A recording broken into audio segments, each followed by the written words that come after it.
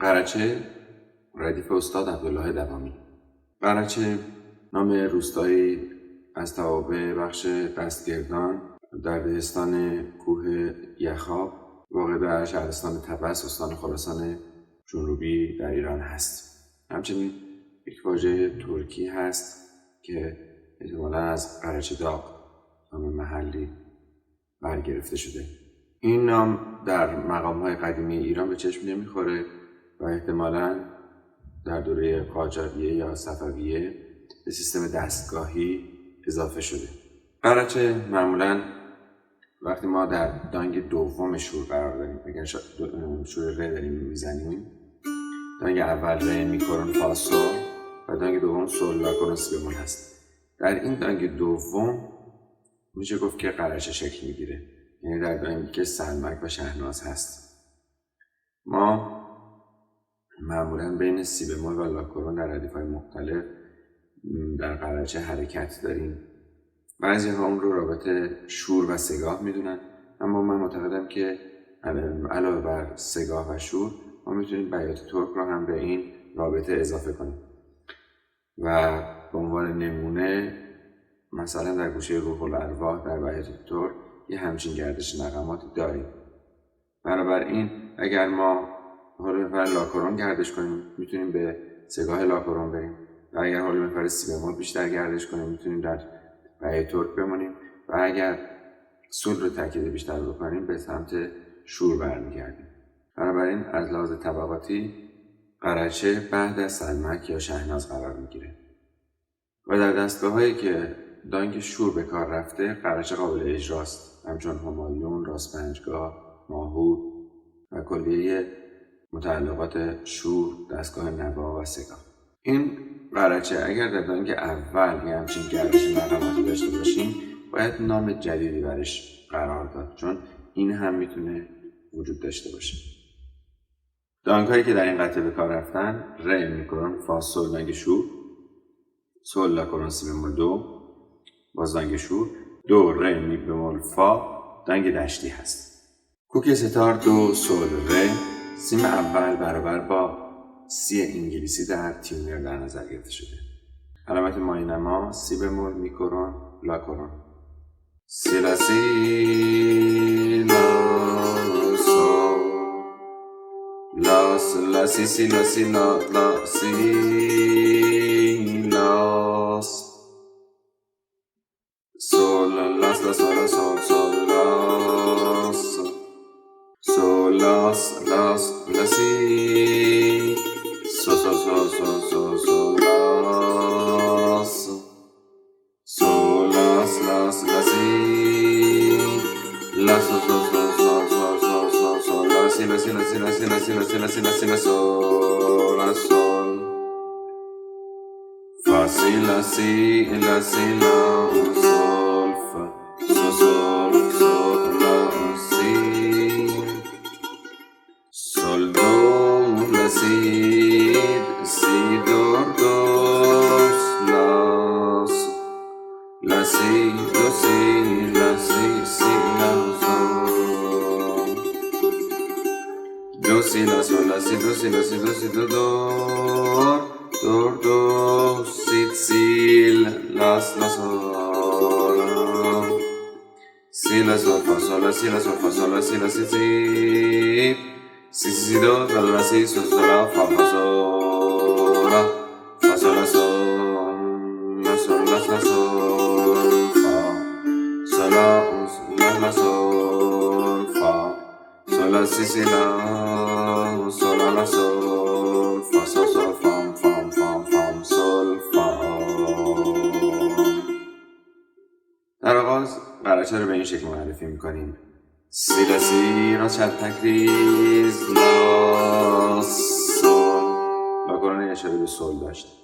با تحریر اربعه ادامه میدیم: لاس اشاره به سول، انگشت اول میاد روی لا، لا سی سی راست راست چپ، هر دو اشاره داره به دو، لا سی راست چپ، لاس لا سی، انگشت دوم میاد روی لا، لاس، دوباره به سول برمیگردیم، سول لاس لا سول لا، راست راست چپ راست چپ، اشاره ها به سی بمول رو میبینیم.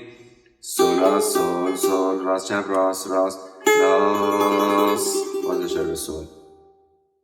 اینا تحریر البرتا بودن. حالا تحریر زیر افکن با کمی تغییر اجرا میشه که درش تحریر چکشی هم به کار رفته. سول لاس لاس هم به سی اشاره داره هم به سول. لاسیل سول سول سول سول سول سول اشاره ها به لاکورون هست. سول با حالت چکشی. لاس باز لاکورون به سول اشاره میکنیم. میبینیم تاکید به سول و اشاره ها و ایست به سول زیاد هست. سول لاس لاس لاسی لا سول سول سول سول سول سول سول سول لاسی لاسی لاسی لاسی لاسی لا سول سول راست راست چپ راست چپ راست چپ راست چپ راست چپ راست چپ راست راست. میبینیم که این گوشه قرچه خیلی به مویه هم در سگاه نزدیک هست. حالا با حالت رهاب از فا به سی بمول حرکت میکنیم. همونطور که قبلا گفته شد وقتی ما دو دنگ شور پشت سر هم داشته باشیم و از نوت سوم دنگ اول به نوت سوم دنگ دوم یا از نوت چهارم دنگ اول به نوت چهارم دنگ دوم بپریم رهاب میتونه ایجاد بشه که در اینجا هر دوی اینها اتفاق افتاده. در قسمت اول از فا به سی بمول رهاب اتفاق افتاده و در دفعه دوم از سول به دو. فا سی لا سی لا سی لا سول فا. انگشت دوم اومد رو سول با دو را سول به فا اشاره دادیم. سو سول ف. انگشت اول میاد رو سول سول لا سی. اینجا سی بمول رو به سی کورون تریل میدیم و بعد آخرش اشاره به لا کورون میکنیم. شعر با حالت فرم کرشمه هم ادا میشه. از آن به دیر مقامم عزیز می‌دارند. شعر از حافظ هست. سول دو سول سی باز رهاب رو داریم. لا به سی یک حرکت میکنه. سی دور سی با دو را بود. دو اشاره به ره داره. دو لا انگشت دوم اشاره به سول. انگشت اول میاد رو لا لا سی دو سی لا سی دوم من روی لا با دو را لا سی سی لاس سول. به سولی کمان داریم کمان ریز. باز فرم کرشمه هست. مفاولون فعلامون مفاولون آخرش فرمو میشکنه. فعلامون یه تحریر انگار روش میده. حالا تحریر فراز و نشیب رو داریم.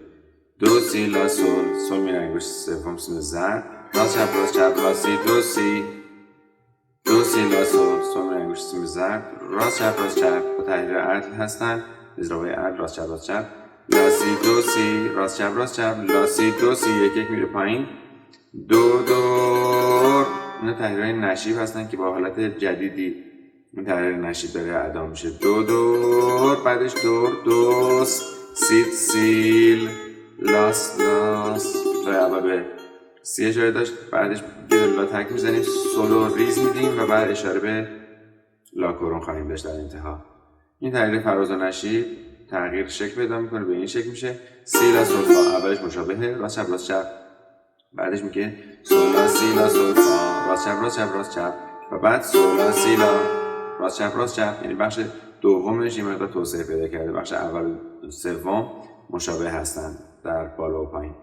سول لا سی لا راست چپ راست چپ یک یک میریم از سول لا جلو و بعد در انتها تحریر چلولی رو داریم. سی سی دو لا لا سی سول سولا فا سولا اشاره به لا کورون. حالا از اینجا به بعد یک فرودی به سلمک شکل میگیره و نوت فا به عنوان ایست مطرح میشه. فا سول لا سول راست چپ راست راست. اینا تحریر چکاوک هستن. تغییر چکاوک به این شکل بود دای دای که حالا اینجا تغییر شکل پیدا کرده و به این شکل شده. فا سول لا سول راست چپ راست راست لا سول لاس لا سول راست چپ راست چپ راست فا. توسعه پیدا میکنه تغییر چکاوک. سولا لاس لا سول راست چپ تکریس فا. جلوتر میره سول لا سی سی لا سول لاس لا سول راست راست چپ راست فا سول سول راست راست چپ اشاره به لا کورون هم داره. بعد انگشت دوم میاد رو فا اشاره به می کورون میدیم با تحریر سرافکن فام فام فام فام فام فام سول فا و میبینیم که به فا ایست میکنه یعنی در سلمک مینشینه.